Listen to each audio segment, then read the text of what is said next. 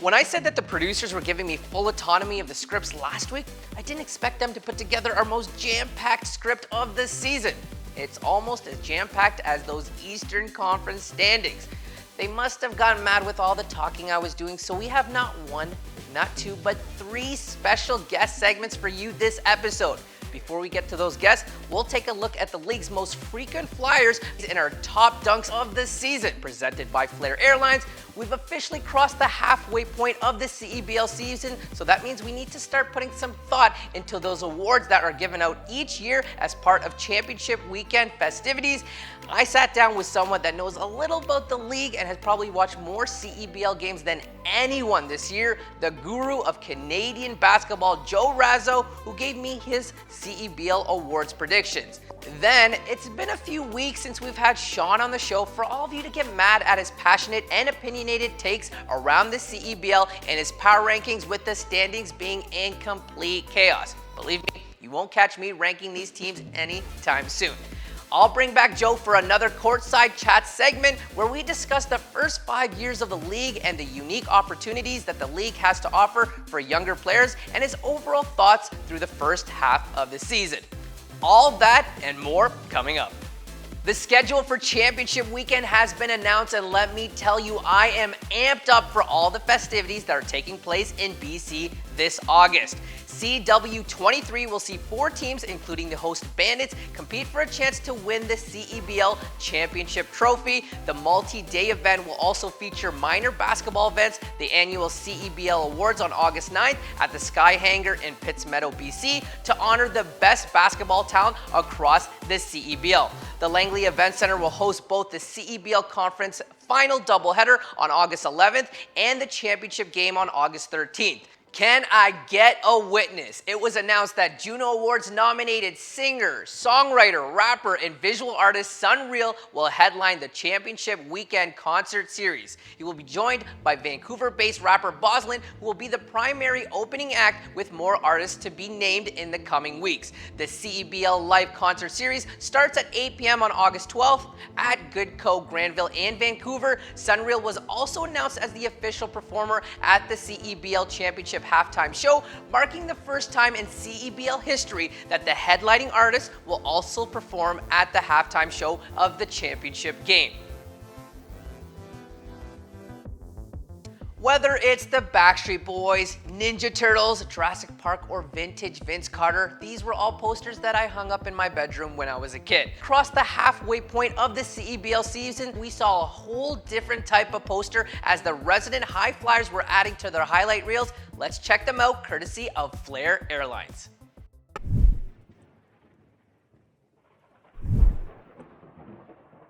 Everything counts. We're getting close to target score time. Oh, Teddy trips up himself. Mooencat, showtime! Yes, oh, showtime in Scarborough!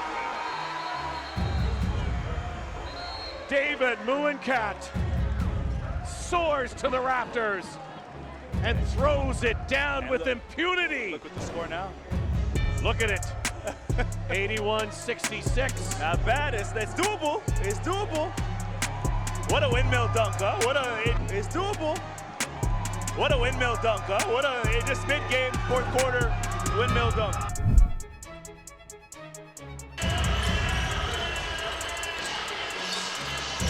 Boursier right down the middle, put it up, and Ruggsy takes the invitation. Alley and the oop. Come on, eye contact, look at Mason, look at Mason. Oh, I see you, Ruggs. I got you, Mason. Up high, down hard.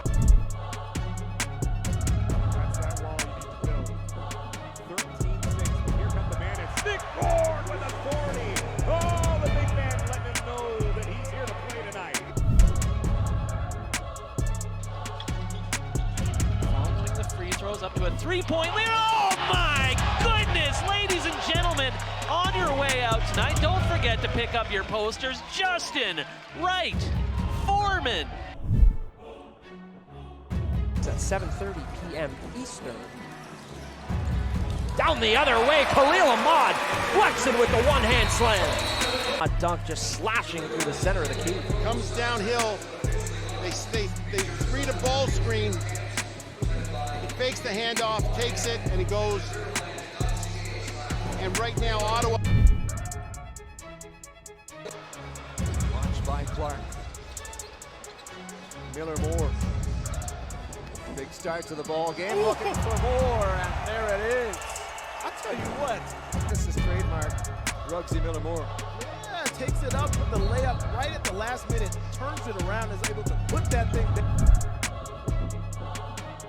Turnover there by the surge. Here's TJ Law with it. He's going to drive quickly, put it up. That's no good. Shittu with it. He's got the outlet. Ruggsy Miller-Moore running the other way. And he'll throw down the one-handed hammer. I think Pandy had a half a second of a thought to contest it, and then he lost his footing. Ooh.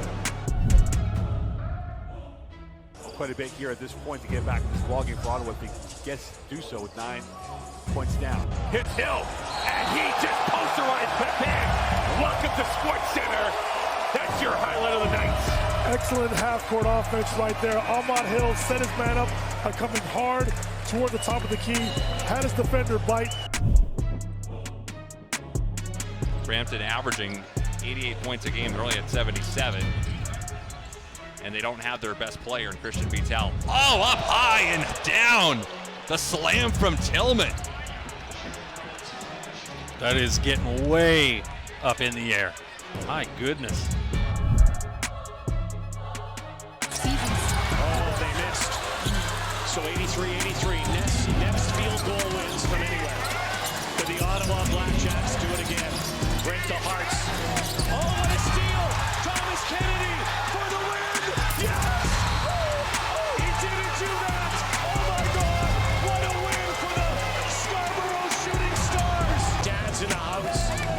Here it is. Dang's trying to shake him, set up the offense, the pressure. I mean, your timing has to be perfect on that gamble, and then there was only one place to go.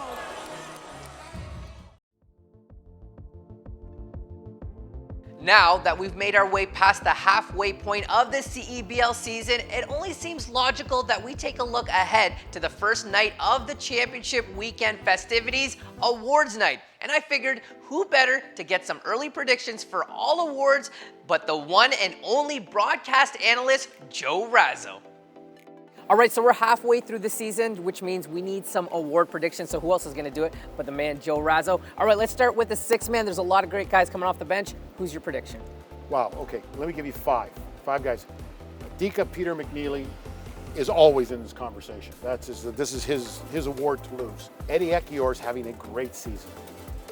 Chapman in Scarborough just gives him a dynamic import off the bench. He's doing well. Michael Nuga, Coach Dinopolis in Saskatchewan calls him Mr. Energy. And the last guy is the shooter from Winnipeg, who always is on fire, Jelani Watson-Gale from the BBL. All right, a lot of great Canadians in this league. Who's your outstanding Canadian? Simi Shittu, who's having a great year out west. He would be one for sure. I would look at Kadre Gray, who's having an outstanding season in Ottawa. Ruggsy, Sean Miller-Moore. So Calgary's got 2 of them.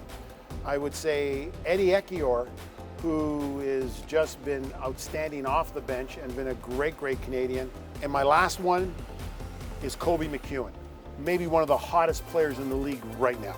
All right, U Sports Developmental Player of the Year. Who's your pick? Oh, I got a group of 3. Starts off with Elijah Miller, who's had just a great year, Player of the Year out of PEI, who's just doing some great things in Edmonton, and you just see his role getting bigger. Diego Mafia had some great games early for Vancouver when they were missing people, and he's expanded his role. And Simon Hildebrand, U Sports Rookie of the Year, is just doing some super stupid things in Winnipeg, and I'm just scared if I was a coach in U Sports right now, any of these 3 guys coming back with this experience, I'd be ducking them. All right, so we have a lot of lockdown defenders in the league. Who's your favorite to win Defensive Player of the Year? You just don't look at steals, you look at what causes disruption. Christian Vital's ball pressure has been outstanding, and he's the center of Brampton's defense. So I'm going to say Christian Vital. But also I'm going to give Brampton another one. I'm going to say Jeremiah Tillman down the middle is one of the most dominating big men this year and handles ball screens real well and shows his length.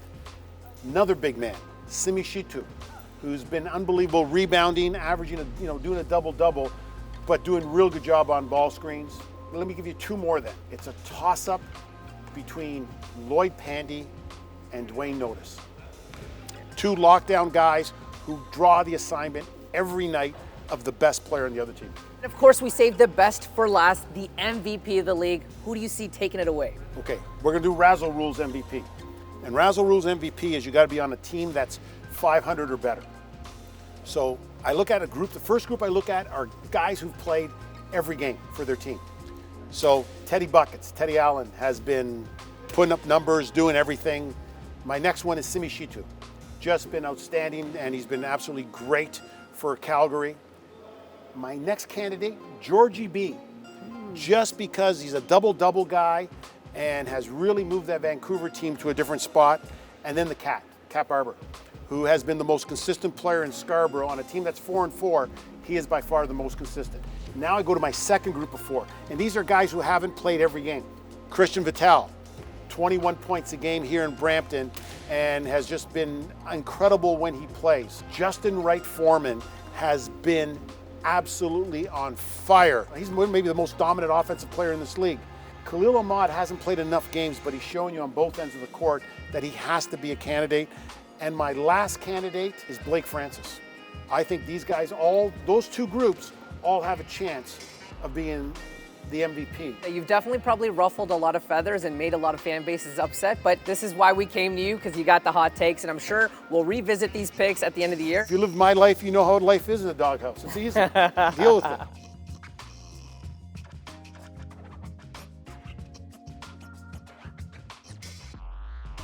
I've been running all the scenarios as to who's beaten who, and this team is better than that team, but they lost to this team who beat that team.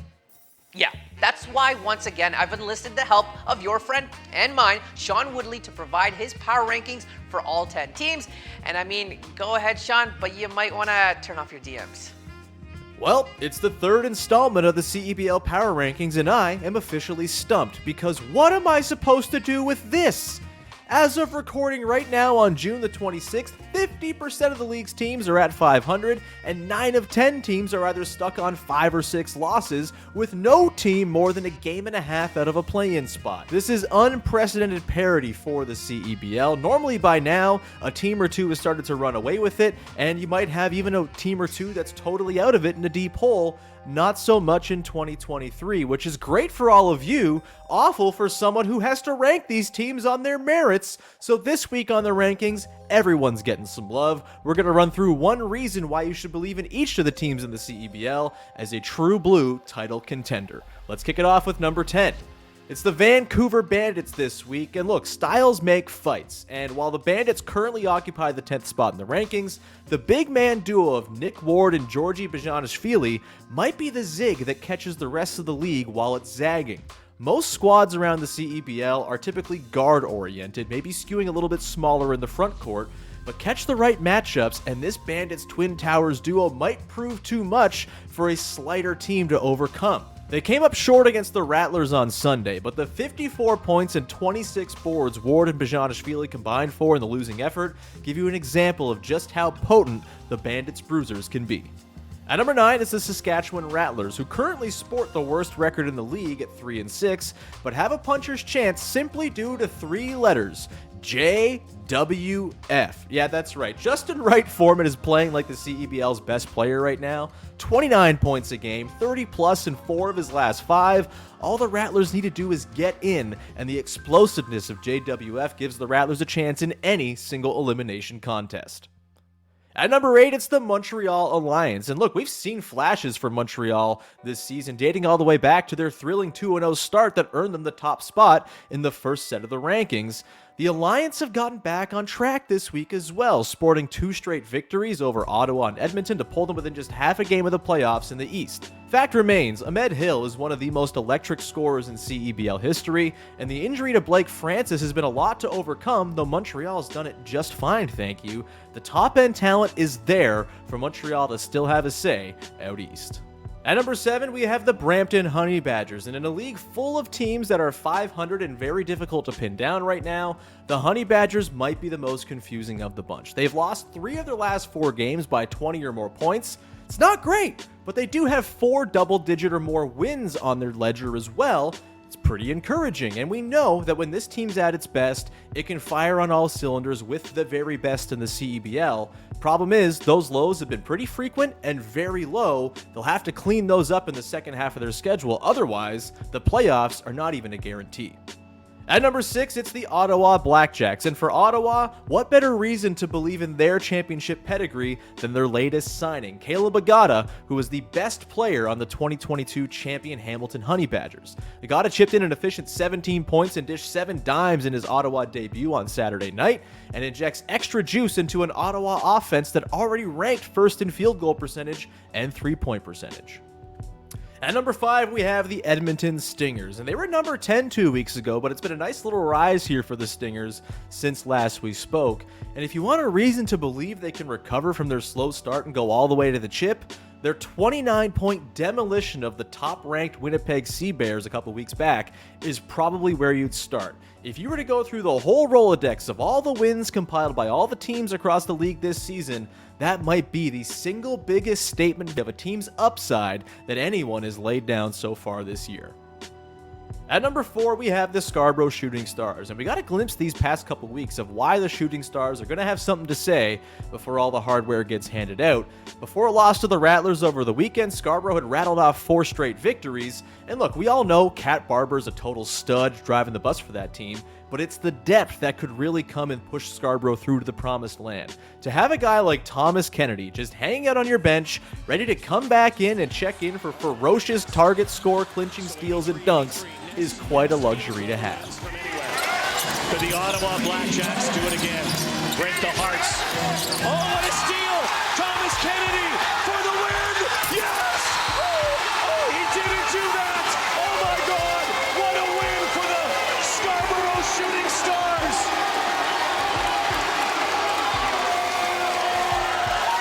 You've got to be kidding! At number 3, we have the Calgary Surge down a couple spots from their number 1 ranking 2 weeks ago, and despite a couple of hiccups on their trip out east last week, defense remains the reason to believe in this Calgary team. The Surge sport athletes at every position, including a trio of ace defensive guards and wings in Steph Smith, Ruggsy Miller-Moore, and Admon Gilder Jr., all of whom are backstopped by a pair of big men who both rank in the top 7 in blocks per game, Simi Shitu and former Raptors 905er Kyler Kelly, whose 2.4 blocks a game over 7 appearances rank him number 1 in the CEBL.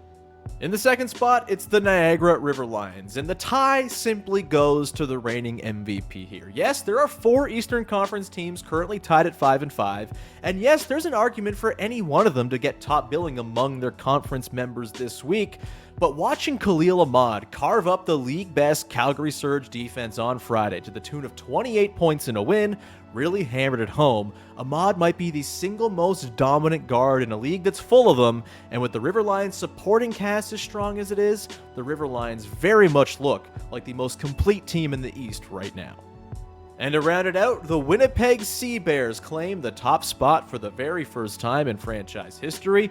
2 weeks ago, I noted Teddy Allen's unsustainably cool start from three-point range as a reason to anticipate a Sea Bears climb up from number 2 to the top spot. Lo and behold, since last we spoke, Allen set the record for threes made in a single CEBL game with 9 and sprinkled in a 7 triple game against Vancouver as well, just for fun. He's now tied for the league lead in made triples at the time of recording and is very clearly the biggest reason why the Sea Bears, as of right now, have to be considered the most likely team to lift the championship trophy in August.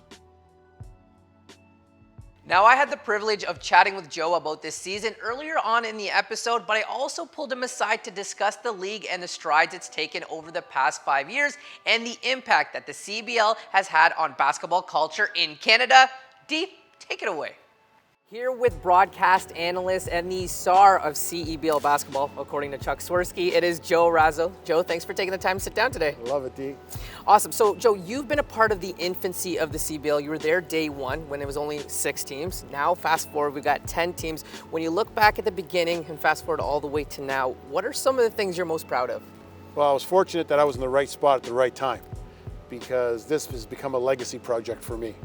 This is a dream come true for anybody in my era that loved basketball, and we were the freaks who didn't play hockey, to come out here and have a professional league at the level that it's at right now. I'm proud of the fact that we've expanded, We are the largest professional sport league in Canada, and that makes me incredibly proud. The crowds, the improvement, the quality of players, the quality of coaching, the quality of all the jobs, that's got me going. It was an idea that was a brilliant idea built by a basketball fan, Richard Petko, and I'm just happy I bought into it. It's going to be the future for basketball.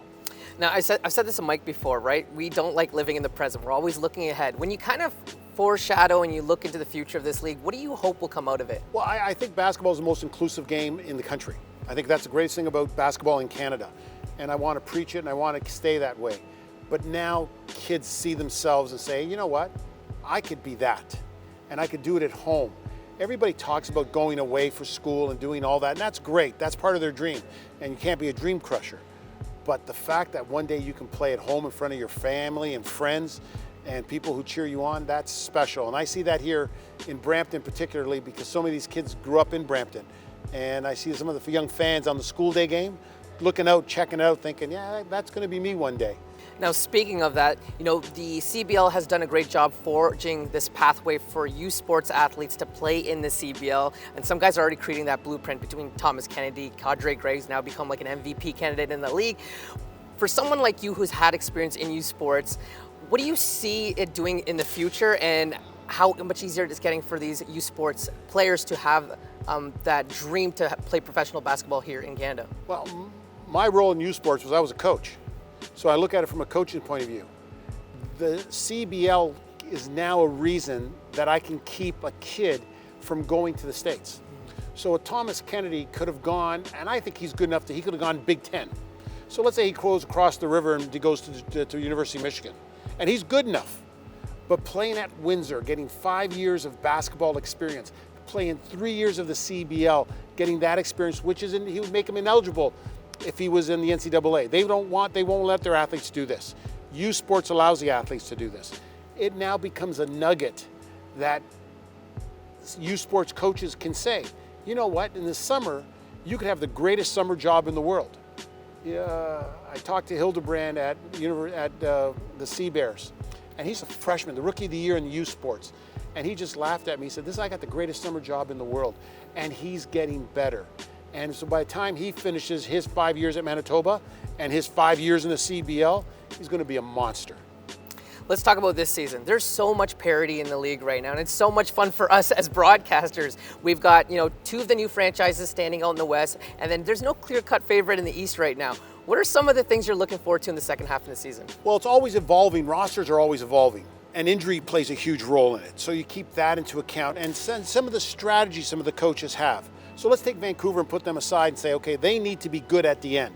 So they will work their matrix and they work everything towards the end. But everybody else wants to be good now because a bye in the East gets you to championship weekend. The nice thing about the CEBL this year, there are 10 teams, 10 coaches, 10 GMs, and 10 presidents that think, you know what, we can win this darn thing. And here we are 41 games in. That is brilliance. That's exactly what you want in the league. You want parity. Calgary is 6-3, leading the West. They played 6 home games.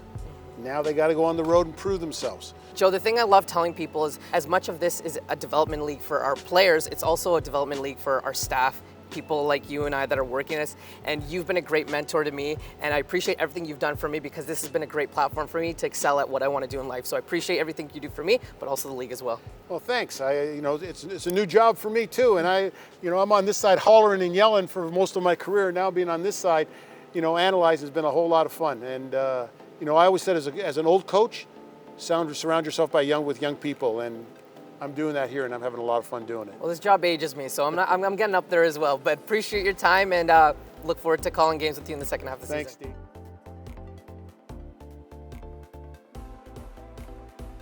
It's a week full of inter-conference matchups as we start to look ahead at what CW23 might look like. Ooh, here are some games you want to keep on your radar this week.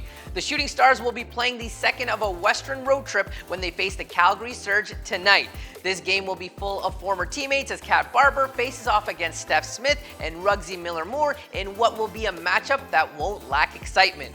These two teams are both locked down defensively, with the Surge pacing the league in blocks and the Shooting Stars leading in steals, with key players all over the court. This game will be one that I circle on my calendar this week.